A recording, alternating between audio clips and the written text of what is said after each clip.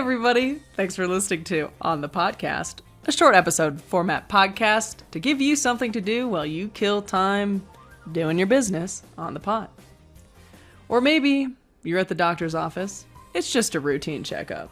Wellness. You should actually check your blood and check everything once a year. Wellness, man. Yeah, it's it should be part of your insurance if you have health insurance. Anyway, you're there. And the doctor's always late. It's your appointment's at 2. They tell you to show up 15 minutes early, but the doctor is still then 15 minutes late. The worst. So I hate annoying. that. You're not going to talk to the people in the waiting room because they might have the flu, and it's just weird. Mm-mm. You don't want to know what's going on with them. So, you got to kill time.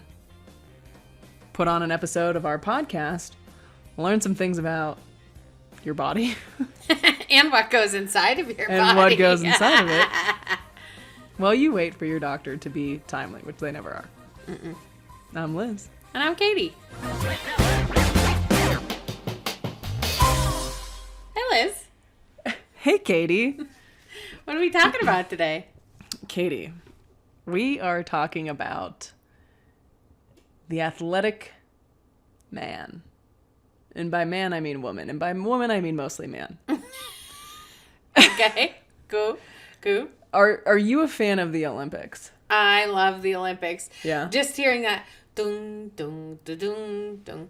Dun, dun, dun, dun, dun, dun, dun. I turn the volume. I turn the volume all the way up. I get chills, and I'm like, yeah! I just felt that right now. Man. Yeah. Summer Olympics over Winter Olympics, but all Olympics. I would agree. You know, they're coming up. Yeah. In and a we year. get to have them soonish apart because COVID got messed up. Yeah. So, that's fun. Yeah. Well, Katie, the United States has hosted the Olympics on 8 occasions. Okay. They're also hosting in 2028. That's a little bit from now. But they've hosted them 8 times. 4 of those times they were the Summer Olympics. Okay.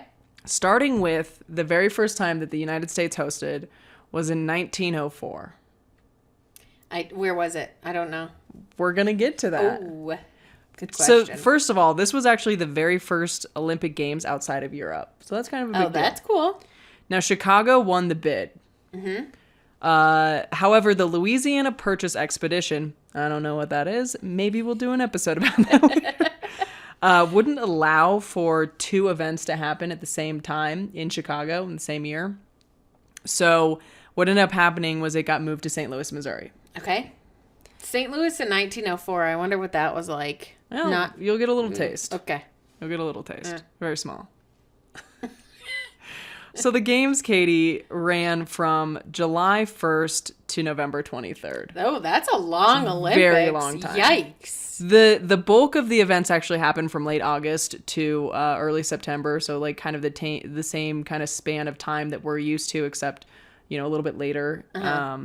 But the reason it ran so long was that these remaining events, for whatever reason, were then grouped with the World's Fair, and they were kind of some of these things that the World's Fair was putting on. They were claiming Olympic events, but they weren't. So I don't know. It got confusing. Contests.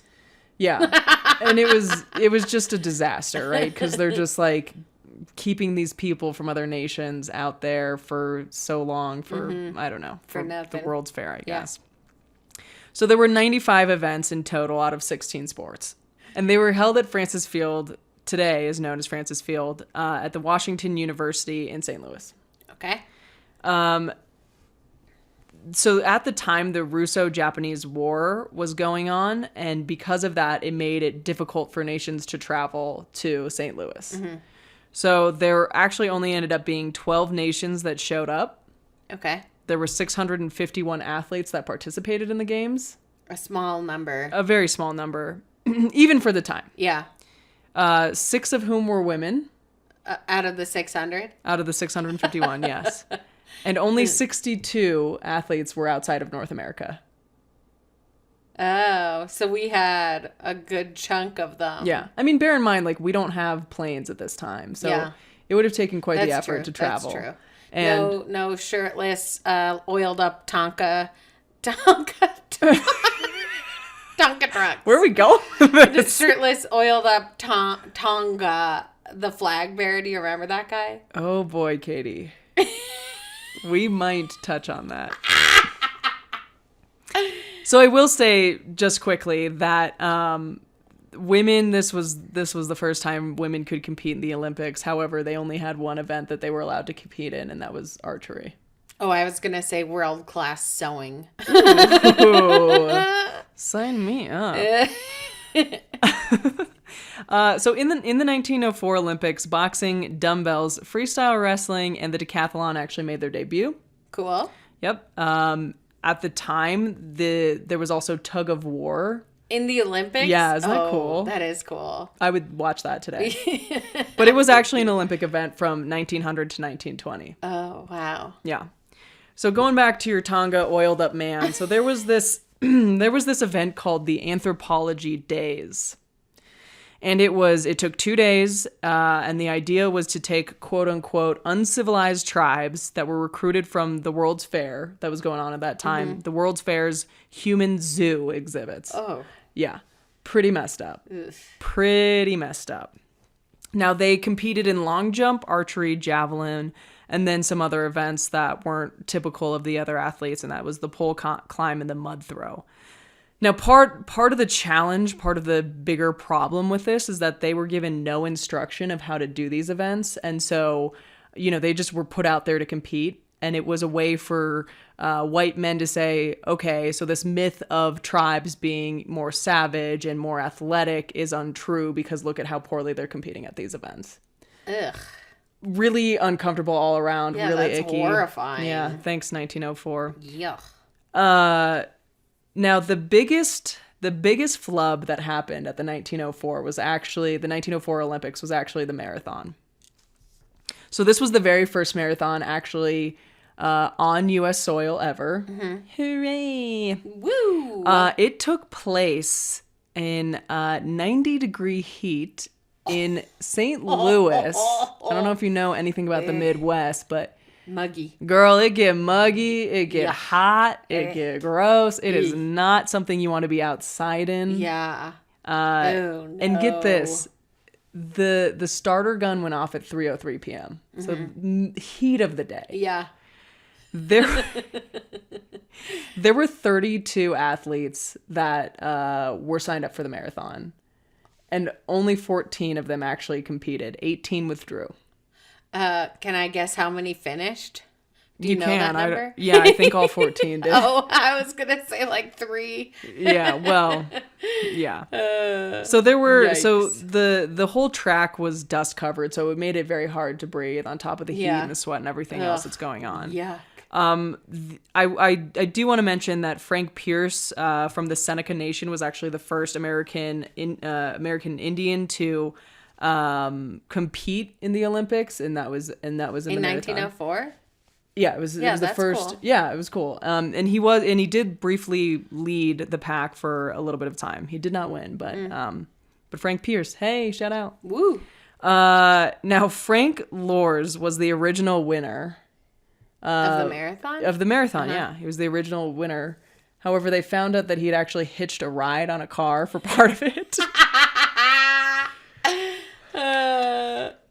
It doesn't stop there. Well, it does stop there, but maybe it doesn't. So Thomas Hicks was the actual winner. And he finished near collapse. He was hallucinating. And a lot of the hallucination was attributed to what his trainers had given him. And that was a combination of brandy, which was, a big cure-all for the day. Raw eggs and strychnine, which is today known as a pesticide. And they gave him that before he raced? Like during and before. Yeah. Cool. Yeah. And I do want to mention that fourth place, Adrian, boy oh boy, do I know if I wrote that right or not? No idea. Carvajal actually ended up taking a nap during the race after eating some spoiled apples.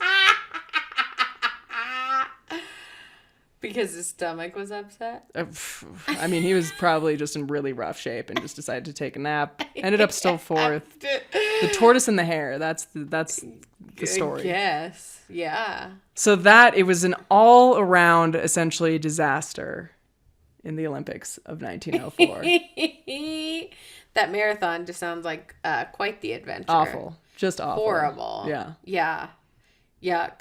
Man, the people setting this up maybe not lived in St. Louis, but probably consulted, you would think, with the people of St. Louis to say, like, yeah, there's this marathon. When should we host it? In August in St. Louis. Maybe not at 3:30 in the afternoon. 3:03. What time was it? 3:03. Maybe not at 3:03 in the afternoon. Like, there was no air conditioning in that day and age. People were built different. Not different. Your body overheats. People were built different. Nah. They ate poison apples or spoiled apples, and they just kept on running. Kept on running. Had a sip of brandy They had along brandy the way. and some raw eggs and some pesticide, and that's the winning combo, folks. You might end up hallucinating, but that's the winning Oh, combo. yuck. Yeah. Oh, that sounds horrible. Awful. Very interesting, though. Yeah. Mm. My, how times have changed. Very much so. Now we just inject ourselves with chemicals. I know. I was wondering, like, I wonder if, like, strychnine would show up on, like, a drug test. Drug test. I wonder if it had, like, performance enhancing We don't know. benefits. Let's give it a Google shot. it. Next Give it a shot. episode. Oh, yeah, you can Google it. Okay. Very interesting. Cool. Very cool. Thanks, Liz. You're welcome. So, what's that inside my body? Feels like knowledge. Hope it's not strychnine. Oh, it's not strychnine. Okay. See you next time. Ba-dum-bum-bum-bum-bum-bum-bum-bum-bum-bum-bum-bum-bum-bum-bum-bum-bum-bum.